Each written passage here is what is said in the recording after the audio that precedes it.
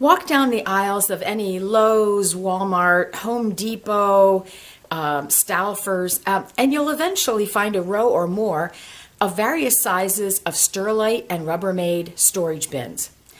Don't forget the lid. I'm at a point in my life where I wonder if we haven't lost our minds in some respects, or at least forgotten what is truly valuable. Why are we manufacturing more and more storage containers out of fossil fuel ingredients that turn into one of planet Earth's most toxic enemies, plastic? Welcome to Calm in the Chaos, where the questions we ask usually have something to do with our spiritual growth, and I believe this one does. The day I began writing this God Talk, a dear friend was moving into a new apartment. In the months preceding, she had handled and considered every piece of everything she owned, from coffee mugs to lampshades, from pillowcases to socks, everything. That's what we do when we must pack up the total of our belongings to haul them somewhere else. I went through this process 2 years ago, and I've just started doing it again, not to move, but to set up a new Airbnb. Every wastebasket, every box of envelopes, every picture on the wall, ready to move into a new place. Or not. For each item, the questions must be considered. Do I want to keep it, give it away, try to sell it, or trash it? 2 tracks of thought spill out of this seeming desire to stock up more and more full totes in our garages and our basements. 1, why do we feel the need to have so many things? And 2, why might we want to change our ways? Well, the first question leads me to considering where we live, the land of opportunity and abundance. Now, mind you, this opportunity and abundance is honestly available to only some of us.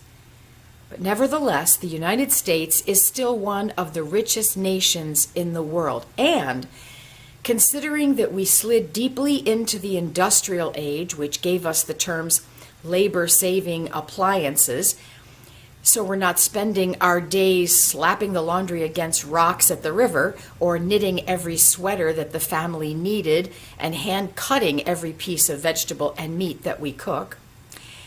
And then we slid into the information age, and we noticed that we could buy things at very low prices if they were made in China or Sri Lanka, Vietnam, and other places outside our border. So we could buy more things because they were so cheap. Consumerism began to run rampant, and our spiritual lives didn't have the maturity to say, halt. This is not good. I've seen a few episodes of the TV show about people whose lives are consumed by the amount of things they have accumulated. The show invites a psychologist to be a part of the team that's helping the person to clean out their home. And the psychologist always lets us know that hoarding is a true disorder, the need for which indicates some unhealed trauma or some devastating loss in the person's past.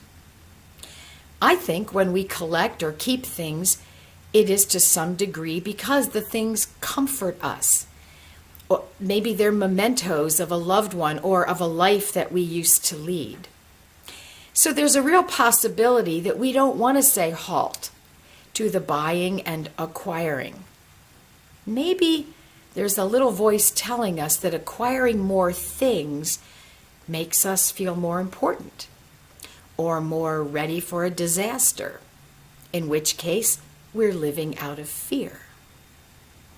In reality, packing material items around us actually clutters the energy in the home, which in turn clutters our spiritual lives.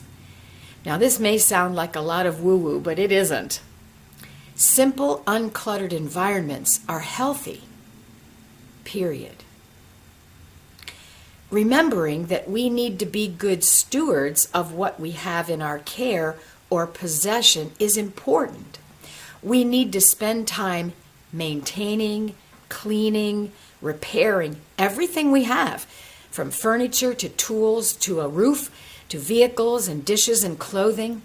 So we must ask ourselves if we really want to be a part of an accumulation story or a less is more story. Author Gareth Higgins wrote these words in response to that question, and I quote, "Whether it's bigger sofas or bigger houses or bigger jobs or bigger bank accounts or reputation or ego or a bigger empire, we don't have to look too far to find the accumulation story at work. The more you think you need to accumulate, the bigger fence you need to build around yourself, and the fewer people you will trust and let into your life." Unquote. Wow. That pretty much nails how the idea of clutter becomes a barrier to our spiritual growth. There are experiences and opportunities for us to try out living with very little. There's a movement afoot of tiny houses, where families of 4 are living in 600 square feet of space or less quite well. There's a large population of people who live full-time in camper vans. Since the pandemic, I've witnessed a movement of minimalistic living where people reduce their entire clothing stash to 100 items, or where a person owns very little furniture, reduces kitchen pots and pans to only pieces they actually use regularly. And they're extremely intentional about purchases. When something new is brought into the home, something old must go out. Clothing, books, equipment, tools, and so forth, avoiding the accumulation of things. Individually, we can go on a vision quest.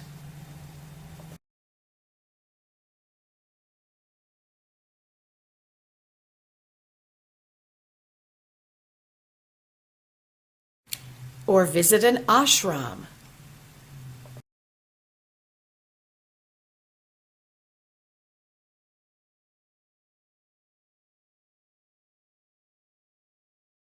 Or spend time in a sweat lodge or another place where we can remove ourselves from our regular pace of life and enter a place of reflection and rest and perhaps fasting, perhaps wearing special garb or nothing at all. And we're joining spiritual leaders from every world religion when we do these things, when we choose to live without things. I believe it's healthy for us to consciously empty ourselves of daily expectation and regular routine and allow our souls to explore, to hear the voices of the ancient wisdom keepers, to hear our own voices, devoid of the noise of technology and other inventions, even devoid of podcast and radio.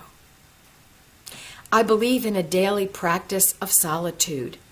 No music, no TV, no sound, no people. This practice of choosing solitude comes to the forefront of people in many world religions. People who practice the Christian faith are in the season called Lent, a 40-day period mirroring the 40 days that Jesus spent in solitude, basically getting his head on straight and his heart totally committed to the ministry that he was about to embark on. Nowadays, Lent is observed in the 40 days that lead up to the most important Christian holiday, Easter. Our Christian sisters and brothers who observe this 40-day period often omit certain foods or luxuries from their lives as a form of self-discipline. Whether or not it brings them into focus and closer to God is purely personal. Some people read and study more spiritual writings at this time as well. Many other world religions parallel a period of reflection and self-discipline reducing some of the things in their regular lives. Ramadan begins 2 weeks from today on March 10th. It's the month-long period of fasting for our Muslim sisters and brothers. Fasting is from sunup until sundown, after which a breaking the fast meal is eaten. The meal is often begun with water and a few dates. Whether you choose to give up food or practice any other form of self-discipline during Lent or as a New Year's resolution, it's important that we see the need for simplifying our material goods. There are many thoughts and practices that can clutter our path of soul growth, and amassing physical things is one that needs attention now and then. Maybe spring cleaning will take on a new meaning this year. Let's move into a time of prayer. As we note the second anniversary of the Russian invasion of Ukraine this past week, and remember that the war in Gaza continues, we bring ourselves to a time of prayer.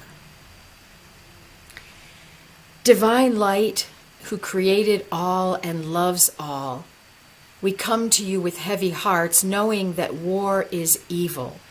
War is an atrocity that we humans have constructed. We know that we are to hold one another in the same love that you hold each of us. We're not to dominate or oppress one another.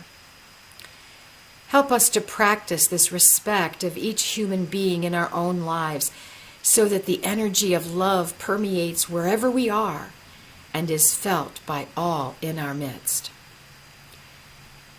Be with the children who have been displaced and no longer have families to hold them.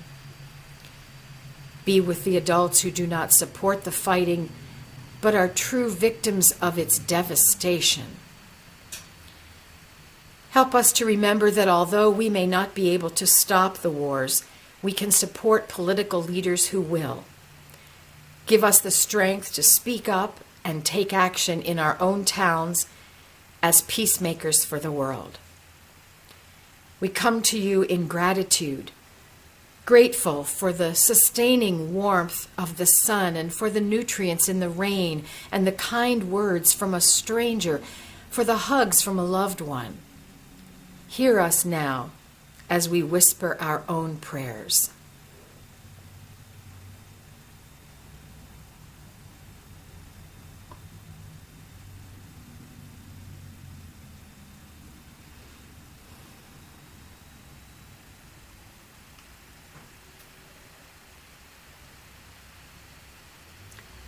Om Shanti Shanti Shanti, so be it. Blessings on all.